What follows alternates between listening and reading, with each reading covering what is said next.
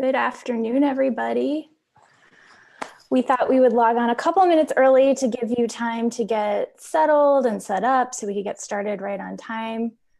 See, we're learning as we go. This was a piece of feedback we got. So we are here, and if you want to grab a piece of paper and a pen, if you want to take any notes, that's great. And yeah, we'll get started in a couple of minutes, but just wanted to check in. And while you guys are here and arriving, send us a message in the chat. Let us know where you're watching from. For those of you who are new to using this platform, there should be a little spot, a little chat spot. It says write a comment. Go ahead and test that out if you'd like. You can say hello, and you can also show us some love with some hearts and emojis and all of that. And today's session, yes, we are talking about couples and being in a relationship and what to do during this time. But this is also really, really useful information because we're all in relationship with different people in our lives, whether that's with parents or family members, other than parents, siblings, aunts and uncles, neighbors, roommates. All of that is going to be really, really helpful. So go ahead and grab some paper and a pen in case you want to take notes, and we're going to get started in a couple minutes. Seeing a lot of folks joining, which is great. We're going to have a really, really good time. We've got Caitlin watching from Westmont, Illinois. Awesome. Colin shot us a heart. Thanks, Colin. Tammy is checking in from Evanston, so that's great. A lot of Illinois. I think we're going to see folks from, we've got Colin from Chicago. Looking forward to seeing folks from different areas of the country this time. It's been really neat as we've been doing these sessions. We've had people from all over the country and even some folks on the other side of the world watching us on replay, which has been really neat to get to bring all of this information to all of you out there. And I have no doubt that today is going to be just as exciting and just as useful and helpful. Sue and Amanda have been working really hard on coming up with some different tools that you can use, and we're going to take questions. So one other piece, as you're coming in, we're going to be taking some questions today. If you have questions and questions that are specific to your relationship, or if you want to say, you have a friend who is having issues in their relationship, we'll let that one slide today. But we would love to hear the kinds of questions and concerns you have right now. And Sue and Amanda are going to kind of tag team the answers. So it should be a really, really great time. We'll get started in another minute or so. So again, if you want to grab some paper and a pen so you can take notes, that's a great idea. And let us know where you are tuning in from. I'm in New York City. I'll just let you all know that. So if you do hear sirens, don't worry about it. Everything's fine. Those are just New York sounds. And because our city streets are particularly quiet right now, you can hear them extra loud. So everything's fine out here if you do hear those. And if you hear Sue's clock, things are extra quiet in her house, and that just gives us a good sense of what time it is. So I'm seeing a lot of people joining in right now. So welcome if you're just joining us. We are really excited to be talking to you today, mostly about couples and issues that are coming up with couples during this extra magnifying time, which might bring to light some issues that are coming up for you in your romantic relationship. But again, a lot of this information is going to be really helpful in the other relationships in your life. So if you are talking and struggling to communicate with parents or siblings or roommates or people in your building, this is really going to be a helpful hour for all of us. So let's go ahead and get started. And if any of you have to leave early who are tuned in and watching, this will be available for replay. So if you have to duck out, you can always watch it later and watch the full thing. And if you haven't seen the first of the Lemonade sessions, it's totally fine. The concepts are all related, but they are it's not progressive. So if you've missed the first two, stay with us right now and join us for the third one. You can always go back and watch the first two later. They're on our Facebook page. This is aimed to be participatory. So if you have questions, if you have comments and suggestions, and we'll be asking for those, there is a chat box where you can write your comments, and I will be acting sort of as the voice of all of you to Sue and Amanda, asking your questions. We've got some questions people have been asking already. So I've got some of those to kick us off. And we're gonna have a great time for the next 58 minutes and learn a lot about communication.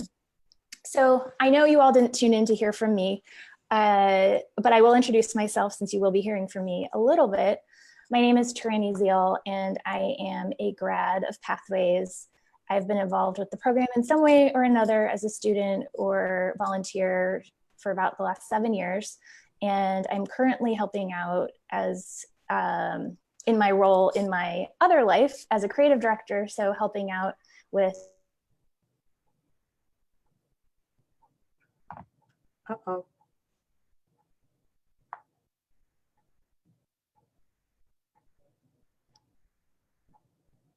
Amanda, you're moving. Can you hear me? I can hear you, Sue. I think Taryn just got stuck. Yeah, I think she just got kicked out or is frozen, or I'm not sure. Well,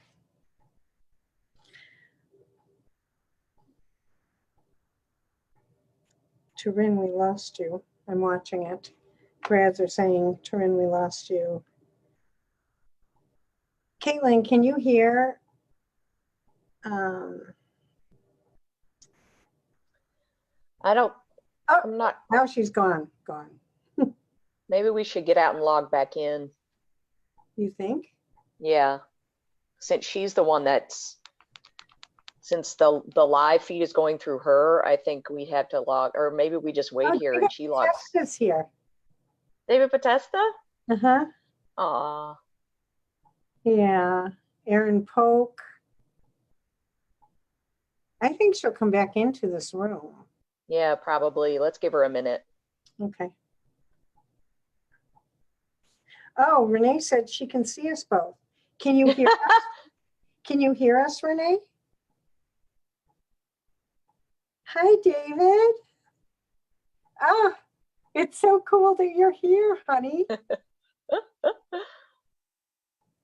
Hi, Emily. Okay, they can hear us both. Oh, perfect. Terry's here. Autumn. Okay, so I know we have a lot of questions, but Taryn has all the questions. So, well, Sue, why don't you, do you want to introduce yourself for, in case there's anybody out there who's not a Pathways grad, and, you know, I can do the same, and we can just let people know, you know, what we're about here at Pathways.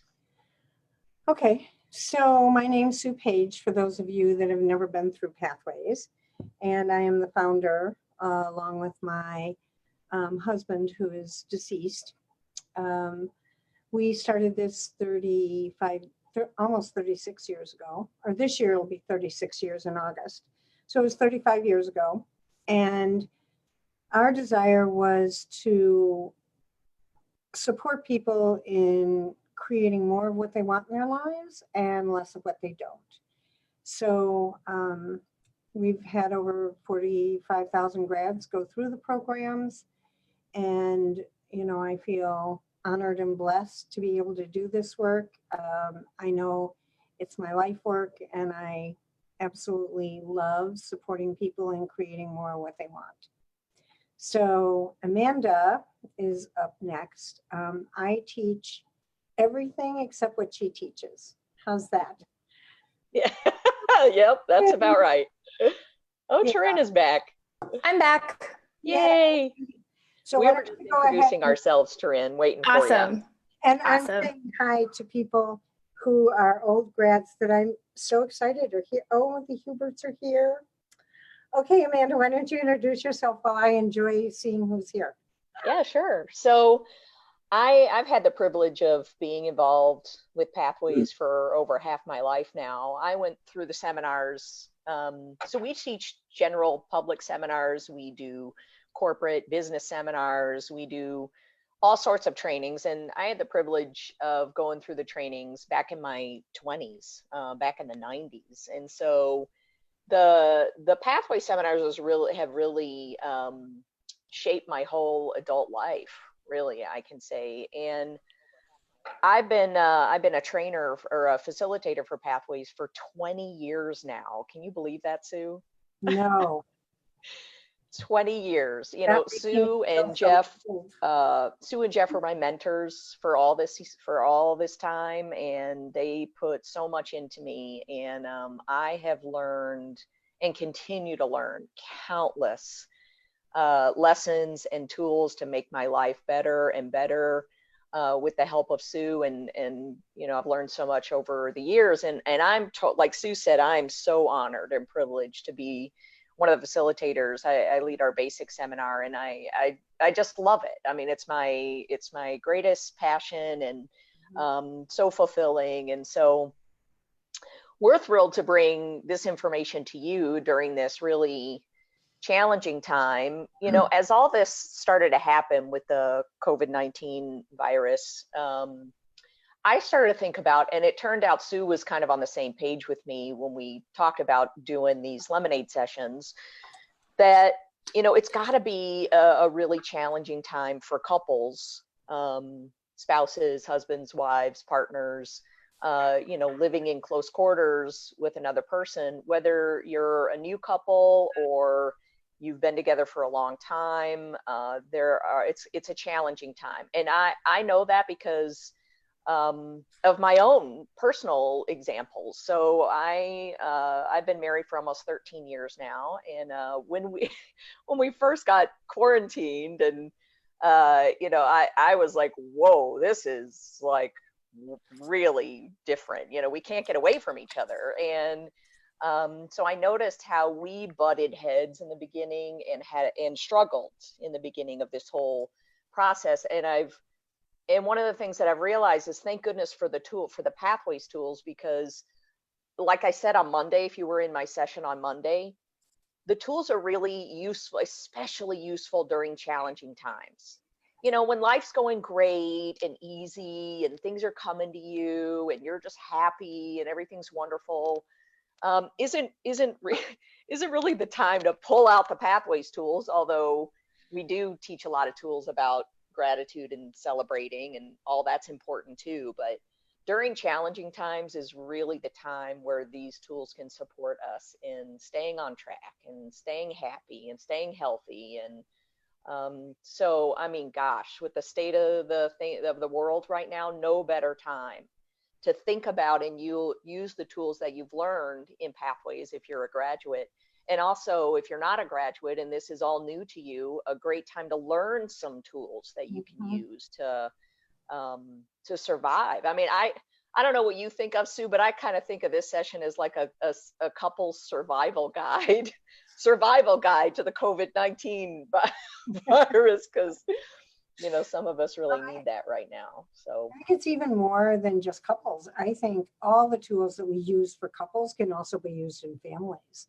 So I think that, you know, parents cooped up with their kids and having to teach them and become now the teacher where they weren't the teacher before is like, what? So I think I've heard so many stories of not only couples struggling, but parent with child struggling, and how do I get my child to get through this and not scare the heck out of them. So I think all the tools we use are used universally with anyone. so true. I would so agree with that. And I'm here alone in my apartment, and I found the tools that we talked about, you know, having you two share, extremely helpful. So one, helpful, yes, with family, and two, I know that my Google Home and I have had a lot of quality time together, and I think this is really going to help us build our relationship, since that's the only contact I'm having right now.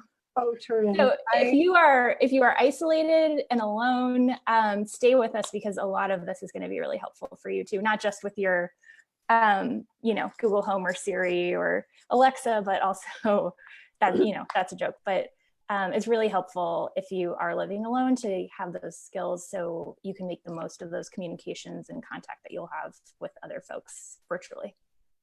I think one of the biggest things that you need to bring in is humor during this time, and you're such a light, Turin. I absolutely adore your humor. And if you guys are watching the grad page, for those of you that are graduates, you will see Turin's humor all over that page. And I just love opening it every day and seeing what new things she has come up with today. I so thank agree. you. Thank you. So totally agree with that.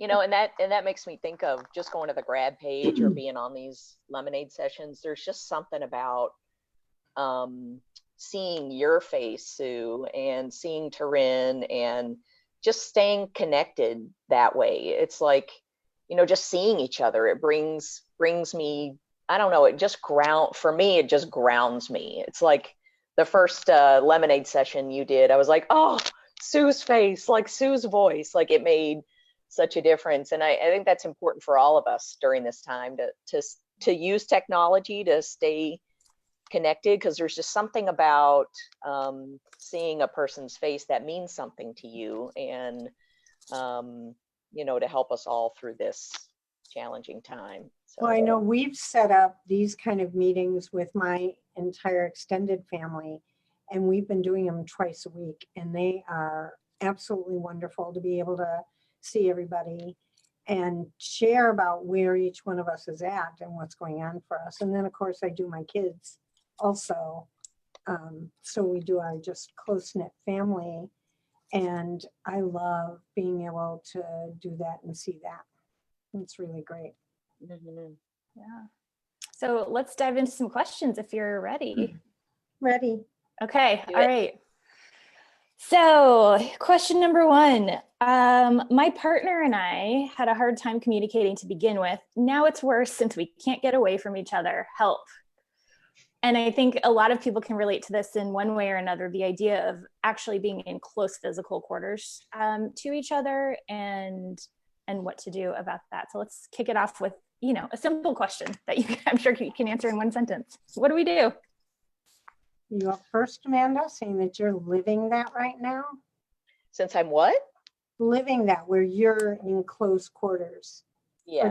So, yeah, I could understand how that would be a struggle. It's like we weren't talking to begin with, and now we have to be under the same roof 24/7. And now what do we do? And I can totally see that would be a struggle for some couples. First thing that comes to mind for me off of that is everything happens for a reason. And maybe this is the time to break through some of the barriers that you, whoever submitted that question, have put up around communicating with your significant other. So maybe it's time to take some risks around starting to talk about some things that I haven't been willing to talk about in the past. It's like we have no choice but to be with this person. And so, I just think about, even if it's one thing a day, even if it were one thing a day that you brought up to talk about with your significant other, and maybe in the beginning, it's not like a huge, some huge issue. Maybe it's starting with some of the smaller things. And then each day build upon that and bring up something different tomorrow and bring up something different the next day. But that starts to become sort of more of your MO than withdrawing or withholding. If that makes any sense. What do you think about that, Sue? Do you agree with that? I totally agree with that. I think that, so often we hold back, and because we're afraid of hurting the other person's feelings. So one of the things that I would say is be careful as you're communicating. Really think about sort of how would you want to hear this message? Because if you just come over and throw up on somebody, what you're pissed off about or what's not working for you, they're not going to receive that really well. And there's no place for the two of you to go except into an argument. So this is about how do I communicate? And you got to step back and really think about how could I say this in a way that gets us both supported. So Yeah, that would be what I'd add. That's a Yeah, great point. I love how you said that, and makes me think of, it can't just be all about me too. It's like, it's not all about me right now. So how do I be sensitive to my partner's needs, or how they'd want to hear something, or, and also talk to the person about how they feel about starting to talk about some things that you've been withholding. Because if there's no communication in the relationship, both of you aren't communicating about stuff. So, Yeah. maybe talking to your partner about, what do you think about us, working on that during this time?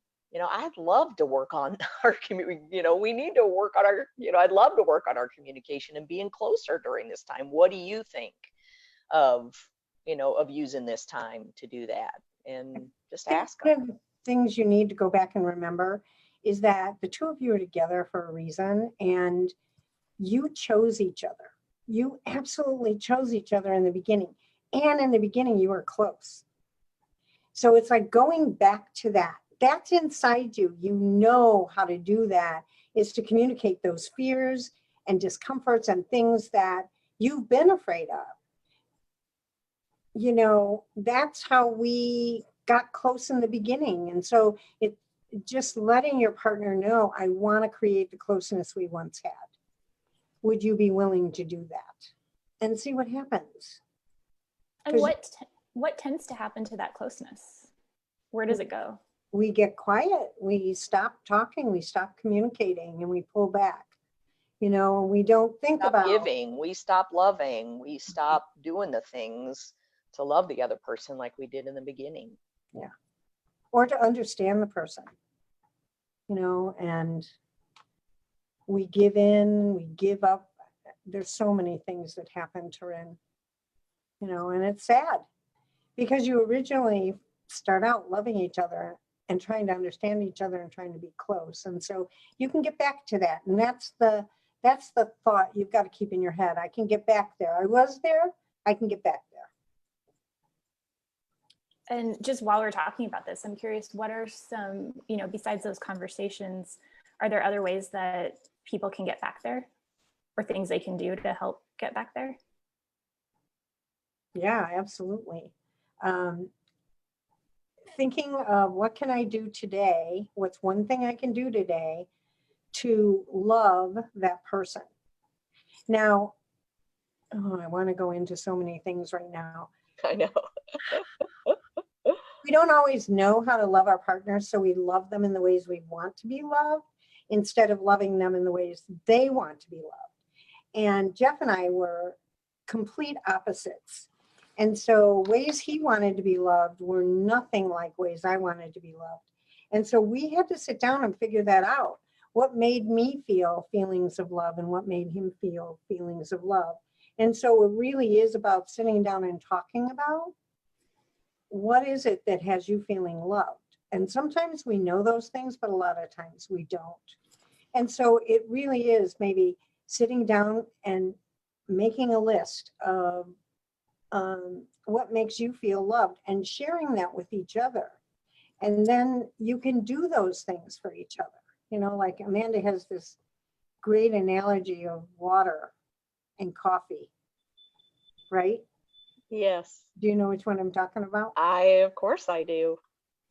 And so maybe you can share that, because I think that's a huge piece. That story. Yeah. Yeah. So it ties right into what Sue is saying, that in the beginning of my marriage with my husband, he used to make my coffee every morning, and I loved that. Felt so loved by that. And every night before we'd go to bed, I would, in an effort to love him, have a glass of water for him on his nightstand, and he loved that. And at some point in our marriage, our schedules kind of flip-flopped, and he started a business, and he was like up and out of the house at 3 or 4 a.m. And so he stopped making my coffee. And I remember how offended I got by that, because here I no longer felt like he was loving me in that way. And so as a punishment to him, I stopped giving him his little glass of water, right?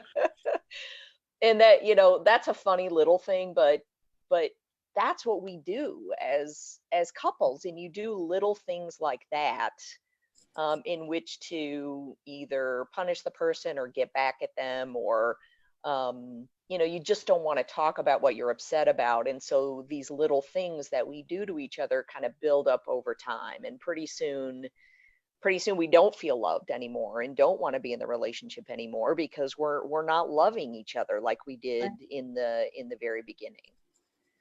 So I think what Sue was saying, and I think is so important, is just continuing during this time to do those little things, and to find, if you haven't been doing them, to come up with ways to do those little things to love each other. Because you know what, right now, if you're living with a significant other, you're all each other's got right now. Mhm. So to make a conscious effort to love that person, and to make the most of this time.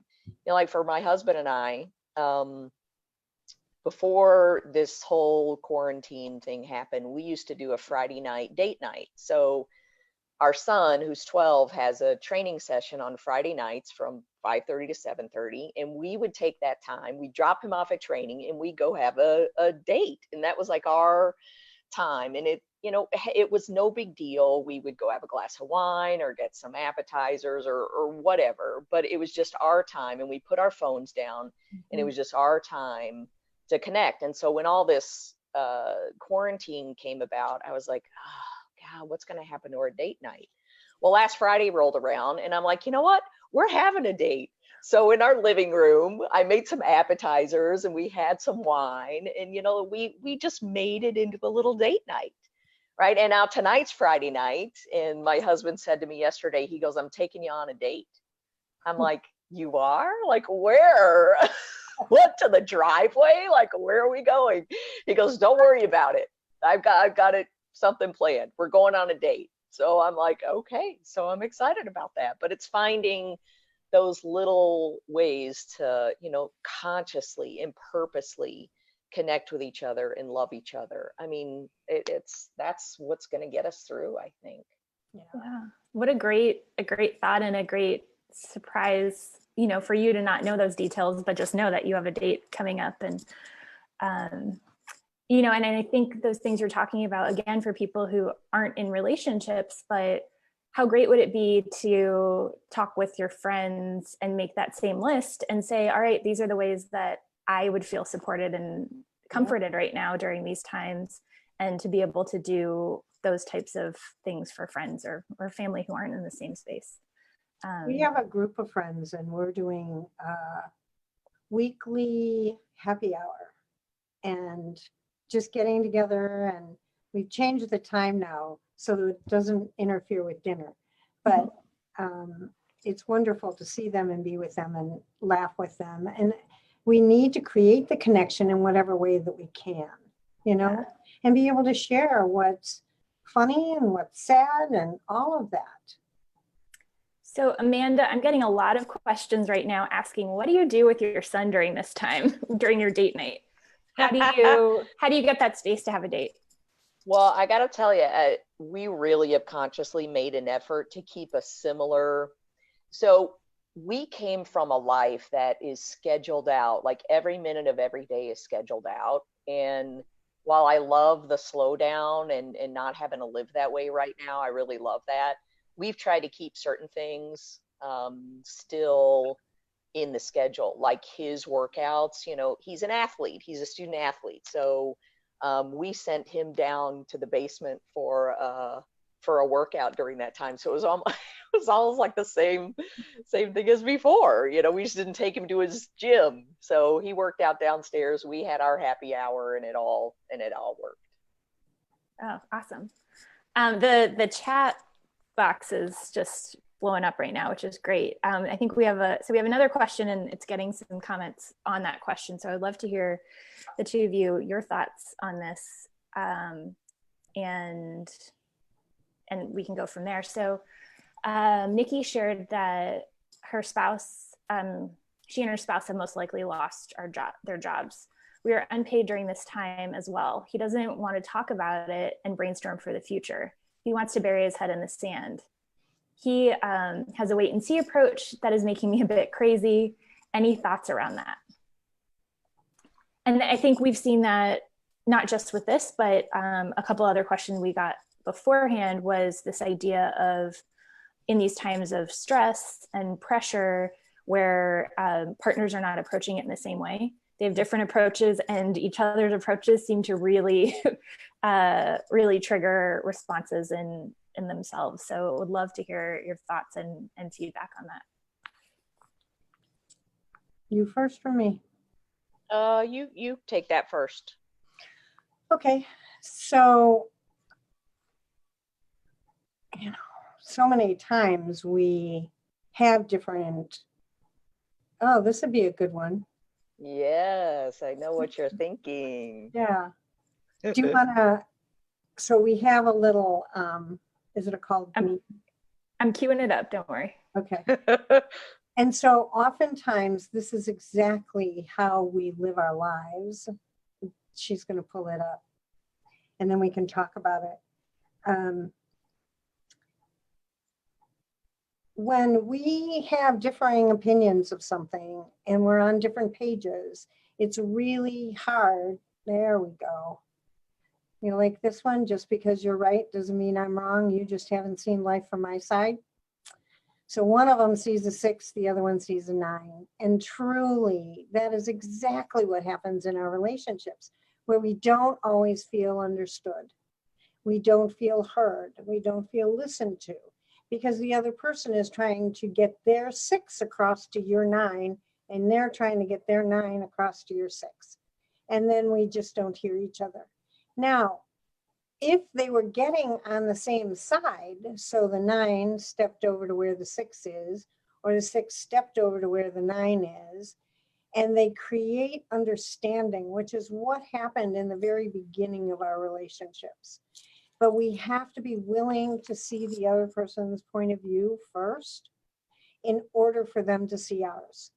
If we can listen to what they're saying and hear what they are needing in that moment and say, can I share with you what I need? And us find a way to create a win-win where we can both get on the same page of that, or same side of that 6 or 9, so that we can understand each other again. That's the hard part. I mean, it's really, sometimes I would have to, you know, if Jeff's way was different than my way, I might have to go to outside sources and talk about what my needs were in order to get them met, and then come back to the relationship and see how we could do something different.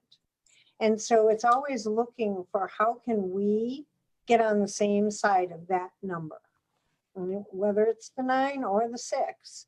How do we get on that same side? And what I did find is when I was willing to get onto his side first and find out exactly what he was thinking and what he was talking about and see his point of view. And a lot of our struggles, he had never been a parent, and I came into our relationship with 3 kids. And so a lot of our struggles were around our kids and how to parent, how to listen to our kids, how to do things. And Jeff had no clue, and I wasn't the best, but I had a clue. And so we had to sort of work that whole thing out to where we could be on the same page as parents. And we finally did make it there. And, you know, I kept saying, but you've never been a parent, but you've never been a parent. And because he was never a parent, when I finally stopped and I saw his side of things, he brought so much into our relationship and the relationship with the kids. And so it really is taking all the judgments and everything else off and saying, okay, how do I find out where my partner's at? How do I find out where my kids are at and what they need? I just heard this or read this thing about a young child who was really struggling doing any of the online work, and the parent getting more and more frustrated until the parent finally realized something was going on for the child, and they sat down and talked about it, and the child let them know how sad and how much they missed their friends and how much they missed their teacher, and doing online work wasn't what they wanted to do. And then they cried their little eyes out, and when they did that, all of a sudden they were able to do the online work.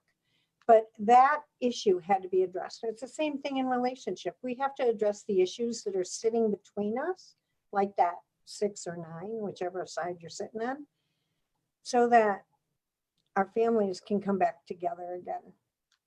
I hope that answers the question. I know I kind of went off. Oh, that's great. I just want to super add helpful. something Yeah. To that. And I mean, I just love everything that Sue said. And let me just say this, it truly, if it weren't for Sue and the Pathways tools, I know I wouldn't be married, and I wouldn't have stayed married. So I view Sue as the couples guru. I mean, she's especially gifted with couples. So I love everything you said there, Sue. And I also, so what I really heard also in that question was, what if my significant other isn't willing to talk about how they feel about being laid off? And so what really stands out to me about that is there's no amount of forcing the other person to talk about things that they don't want to talk about. And so in trying to force that makes it even worse. If you can relate to that, it kind of sends that person even further away. So to be sensitive that, you know, people process things in different ways. Some of us, when something tragic happens, all we want to do is talk about it. For some of us, all we want to do is pull away and not talk about it. And so to be understanding of your partner, if they process this sort of thing in a different way than you would. But to not give up on being there for them and communicating with them and sharing how you feel and asking them questions. To not give up on that, but to understand that, you know, they just may not be ready to talk about it in the moment that you're ready to talk about it. So to sort of be sensitive to that as well. And what does that look like to ask questions or to kind of be there and let them know you're ready when they're ready? Do you have examples of sort of sentence starters or ways, you know, Nikki saying that when he's not talking, it just leaves her feeling more insecure about the future. Are there ways where that you would recommend of having questions, or to kind of, you know, how you would kick that off or have her feel like she's doing something? Yeah, I'm sure Sue has a lot of examples, but what comes to mind for me is asking a person, you know, what do you need right now? How can I be there? How can I be there for you? How do you feel about X, Y, and Z? You know, when do you think you might want to talk about it? Or, you know, I think the other person, just letting the other person know that you're there with no judgment. Right? Because when we want the other person to talk to us, we usually have a judgment attached to it, like, what's wrong with them that they're not talking to me? Or what's wrong with me that they're not talking to me? Or they're never going to want to talk to me? Or, see, this is what they do, right? They just go away. And so we attach all this judgment to them not being willing to open up and share. And when the other person feels that, it's the last thing they want to do is to come out and talk about what they're feeling. So I think if the other person just feels that you're there for them, creates a safer place for them to do that when they're ready. I don't know. Does that make any sense, Sue? Yeah, that's great. Yeah, really helpful. Judgments are what are going to keep us separate. Awesome. Great. Yeah, great answer to that. And keep the questions coming. If you are joining us, if you have any questions, just pop them in the comments. Nikki says, there with no judgment. That is what I needed. Thank you. And Donna also says, so much sense. So great answers. All right. So another question. My husband was laid off. How do I support him and keep my sanity? Well, why don't you do that one, Amanda? I think it's very similar to answer to what we just answered. And I think as you can see, like all of these responses come down to communication. Mm-hmm. Staying open in our communication with our partner, sharing how we feel about it, our fears about it. You know, and also, you know, how do I keep my sanity? Well, I think during this time is for sure the time to come up with daily ways to take care of yourself that are independent from your partner. Right. Whether it's keeping up with your own you know, workout regimen, you know, that's been so helpful for me. Or, you know, some alone time, reading a book, or meditating, or doing yoga, or whatever that is, like carving out some time each day just for yourself, that's independent of your spouse and kids, is going to help you stay sane with all that's, you know, all that's going on out there. I think also being able to find out how they're feeling about it, and allowing them, if they will, to communicate about it, because if they're holding that in, then all this energy is getting sort of bashed around inside them, and then it starts coming outside them, and that's when it's difficult. And so if there's a way that you can even relate to them in some way that you can understand, they must be scared, you can, you know, it's like trying to create that understanding once again and step into their shoes. That's a great point. Yep. So just in that idea of having alone time and alone space, we did get one question earlier about feeling like, you know, this person felt like they wanted the alone time and needed the space. And when they would share that with their partner, what their partner needed was to be with them all the time, in every room, in every space. And the partner was getting upset and angry and feeling like this is a time where they should be together versus apart. So any thoughts on how to handle that situation? I know looking at the other person's perspective is a great way, but any sort of other things specific to expressing the need for having some personal space? I think what Amanda said earlier is how she and her husband have created sort of a schedule for the family. That's incredibly important right now. And I think part of it needs to be alone time. And so creating a schedule for each person, but also together time as well as separate time.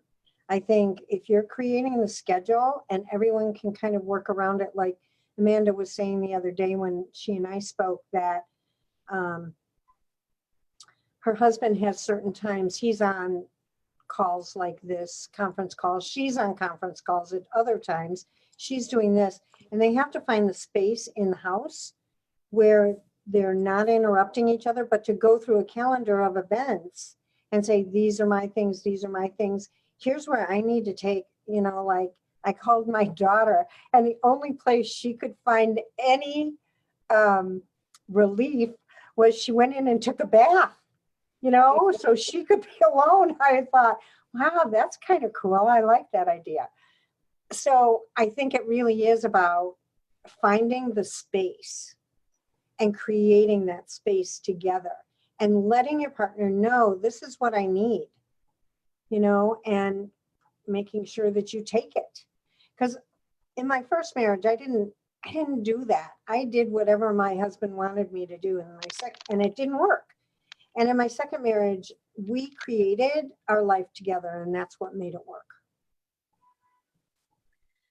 And one thing I would add to that too is if you think the other person's getting upset by your need to have some alone time, is the time to say something to them like, what are you hearing me say when I say I need some alone time? What are you hearing me say?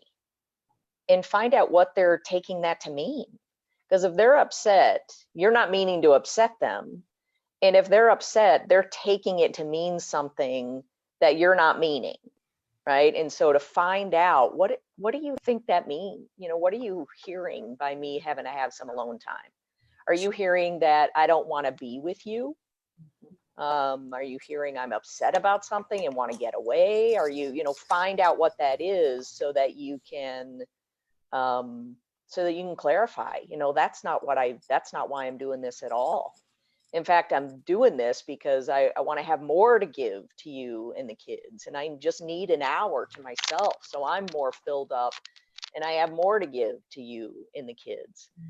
But again, it comes down to communicating about it, and being willing to talk about those things and find out what's on the other person, find out how that other person is seeing what it is you're saying, being willing to step over there and find out how they're taking it. It's one of the best tools Sue ever taught me. Right. Is checking out assumptions and finding out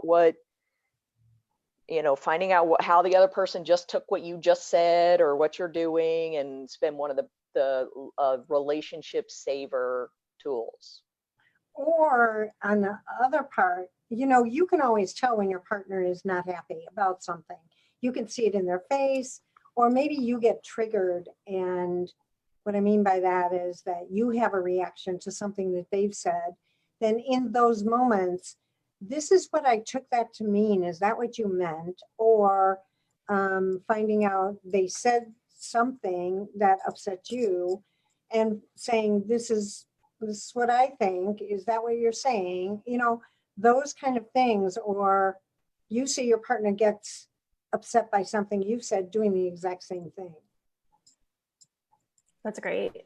And on the same token and same area of me time and alone time, Kelsey chimed in and has a point that I think a lot of folks can relate to. She said, right now I feel selfish to ask for me time because it has been very challenging with our two small kids. But it gets to the point where my husband tells me to take some time.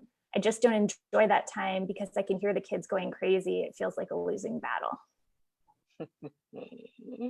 You're both responsible for your kids, and both of you need to take time out. So just as much as he is going to be there for you, let him, so that you can come back and be there for him, and allow yourself to take the kids at that point and give him a break. And make sure that you're doing that, because you need a respite. You actually need it to be a better functioning human being. One thing that I heard once that I found extremely helpful in that situation, when you're in a higher stress situation or a situation where you should be taking breaks, or people could be taking breaks but don't feel like it, is to say to them, or in a lot of cases I say it to myself, which is, if you're feeling like you can keep going right now, imagine how much more energized you'll be after a break. And just saying, you know what, that's what we need to do right now.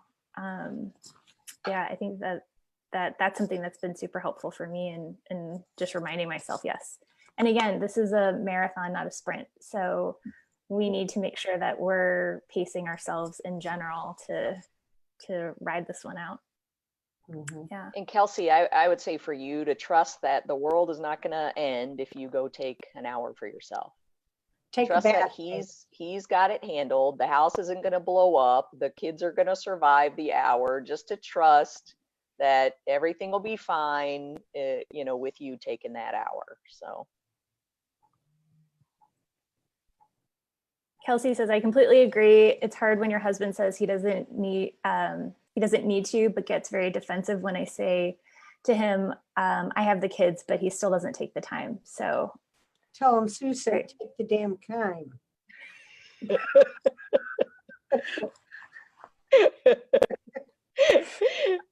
We could say that to you, Kelsey, because we know you, right? Right. No, even if we don't know you, I feel like people should just, Sue says, and then we just do it. Yeah. no, not quite, but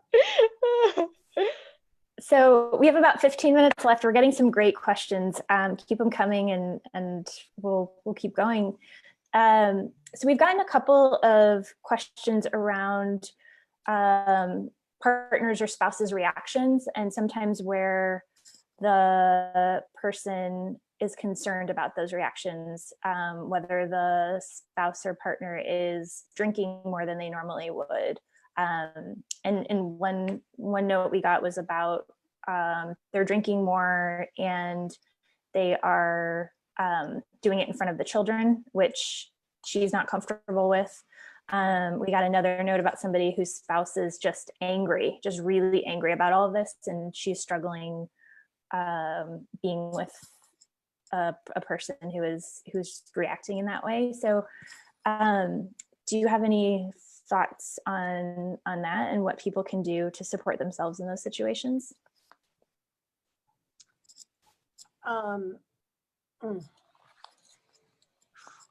Yes. Our children are watching us. They are truly watching how we're handling this. And with all of that, they're saying, you know, they're looking and saying, like, how are my parents acting right now? And they're going to turn around and act in those ways. So to the best of that person's ability, talking to the spouse, the one drinking when they're not drinking. Don't have conversations with someone that is drinking, and don't have conversations with someone that's really angry, because that anger is going to come flying at you. So so let's do the drinking first. And the drinking, I would have the conversation when they're not drinking and asking them what lesson would they be teaching the kids right now about how to handle difficult situations based on their behavior, because kids don't listen to what we say. They could care less. Ask mine. They do watch what I do, and they always have, you know. And so I think it's really important as parents that we look at that and we realize that. As far as the one that's angry, do not, when they're in the midst of anger, don't challenge it. That's the worst thing that you can do. Ask them, could we sit down and figure another way for you to get some of that anger out? Because there's a lot of ways they could. But together find a way that they could release some of that anger. Whether it's, one of my favorites would be to take a tennis racket or a bat. It's a guy, right? Is it a guy? In this example, it was. Okay. So with the guy, a tennis racket or a bat, and go outside and just really swing it with all your might. Not letting go of the bat, but allowing yourself to just release the energy that's building inside. Doing a run, if they're a runner, or some kind of exercise that's going to actually have them releasing some of that energy is the best thing I could say. Are women not allowed to use bats or tennis rackets? No, I was saying because men have played baseball, or a lot of men do tennis. Women are fine doing that. They may find something different to use to release the anger. Great. Yeah, hopefully that was. More women would, I think, exercise, run, walk, do something like that, and pick up something that they could actually swing. But the weight of the bat or the weight of the tennis racket is what sort of gets the upper body released. And Terry says when her son gets really angry, she has him hit his bed. Yeah. Perfect. Yeah. With something, Terry, or just hit the bed with your fists? We'll find out in a second. Okay. Because you can hit the Yeah. bed with your fists and make a loud noise. If you're running outside making a loud noise, I mean, something that's just going to release all that energy you've got inside, because it's building and you're getting more and more intense. You got to take the energy down. Terry has him use his fist. Kelsey says that they have their son do it with a bat in his bed. And Donna suggested a punching bag if you have one of those lying around. If you have one of those lying around, I want to come over because that sounds awesome. We had Yeah, and also big screaming. blow up thing for my son David. We had this big blow up doll that had weighted on the bottom, so when you hit it, it'd come back at you. And so he used to hit that thing, go downstairs and just bash it whenever he'd get mad. It was funny. I had one of those growing up, and now I'm wondering if my parents got it because I had some anger I needed to work through. I'll have to ask them about that. Yeah, that's great. So we have a question that I think is also in a lot of people's minds. One person decided to ask it, which is great, but I feel like some other people have been curious about it, maybe just not comfortable asking about it. But the question is really about intimacy with couples. And, with 4 kids, it's really difficult to get couples time. 4 small kids, or 4 people in general, I'm sure is hard. And what advice do you have for that with keeping the intimacy going? Lock your door and turn up the music. And they have to sleep at some point. You guys could set an alarm and wake up in the middle of the night and have a great time. We had 4 kids and we found times to be able to do it, and our schedules were really crazy. But you do have to find that time to be intimate, and more of, it's equal, like communication intimate is going to open the wives up more most of the time. And so needing both of those, physical as well as emotional intimacy. So creating it somehow.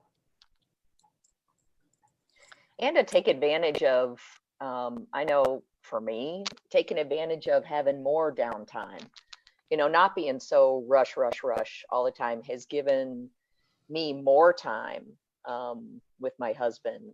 And so taking advantage of that time, I think is. And you just got to put tape over your mouth so you shut up. And then you could or not. Bathroom, quickie. Well, I'm talking about kids being like in the kitchen and you're in the bathroom. Yeah. You got to find ways to shut. We're getting a lot of suggestions here. Early morning or super late. We've got a complaint that teenagers go to sleep after we do. So early morning's good. Yeah. Also, the idea of going to a place in the house that the children don't like to go, like the basement. Okay. So yeah, that's all great advice. Great tips there. I think we've got time for one more question. So I'll ask that one. And then if you have any sort of closing thoughts, that would be great. So Chris says, I struggle as a step parent with the decisions or lack of decisions my partner is making or not making with her children in our household. I feel I'm in a stuck situation, and feeling stuck kind of for what's going on right now. So any thoughts on that? So Chris, we've had this conversation before, and you really need to sit down with her and say, how do we create a win-win because if you compromise, and I talk about compromise as somebody has to give up something. And as long as somebody gives up something, it creates resentment. and anger. So it's a matter of explaining that to the person and letting them get in touch with times they've given up something. And because of that, they feel angry and upset and resentful of you or other people in life. And so it really is a matter of saying, how do we create a win-win? So I feel like I have a space in the house, and, you know, my husband and I went through this because he was a step parent, and he felt he had all the right answers for my kids. And I felt I had to protect my children against him, until we finally were able to get on the same page about why he felt those things were important for my kids to learn, and why I was protecting my kids against him.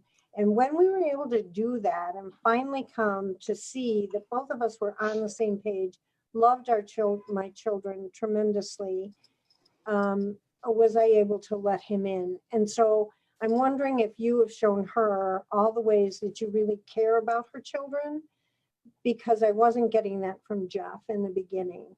And we really had to work through that. And as a step parent, you have to work through that.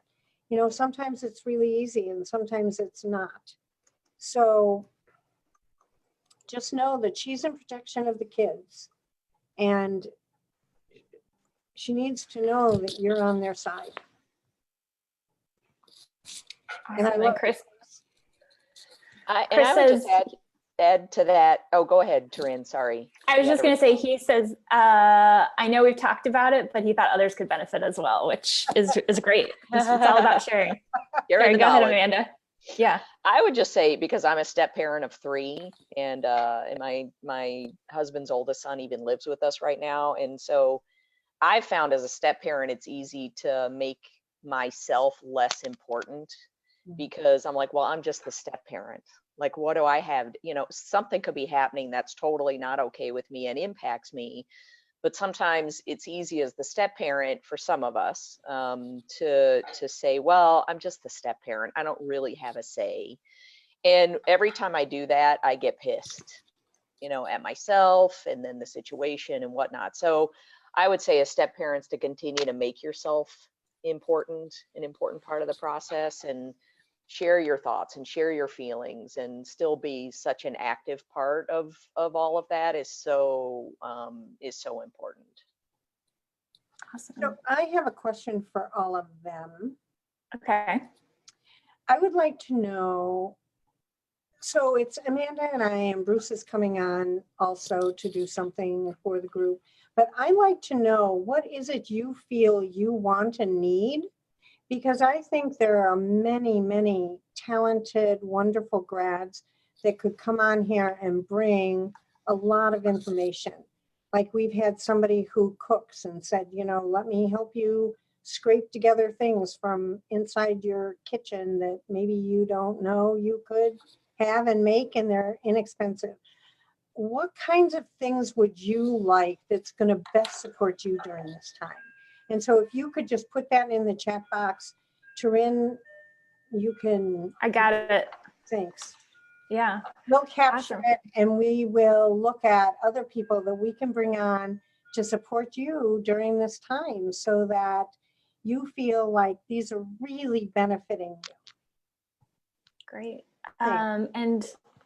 And that's a perfect segue to the wrap up. So we will be back on Monday at noon Central, 1 Eastern, 10 Pacific, to talk about trust, and a lot of great stuff we can learn about trust, and support us in trusting all sorts of people, and figuring out who to trust and not trust, and all of that during this time. So that will be really helpful.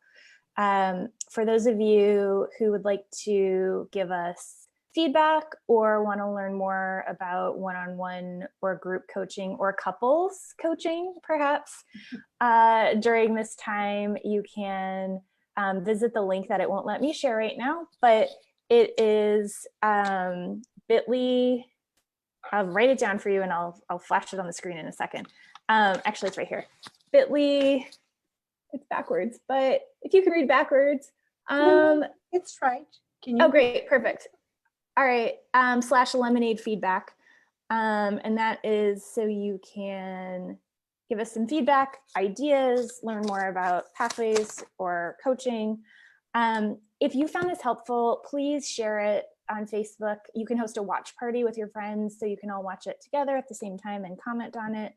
And it will be on Facebook for anybody to rewatch. You can just click watch party and that will let you do that. I know some of you have been doing that.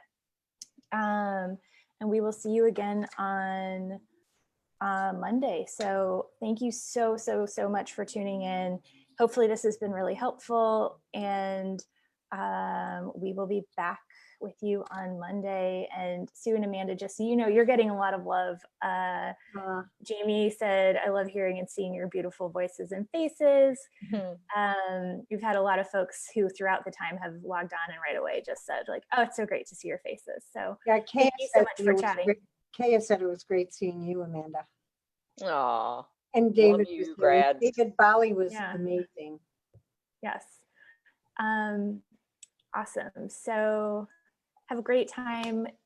Enjoy yourselves. Enjoy all those new tips you learned. Early mornings, late nights, whatever you need to do, make it happen. And we will see you all on Monday. Bye, Thank you, everyone. Corinne.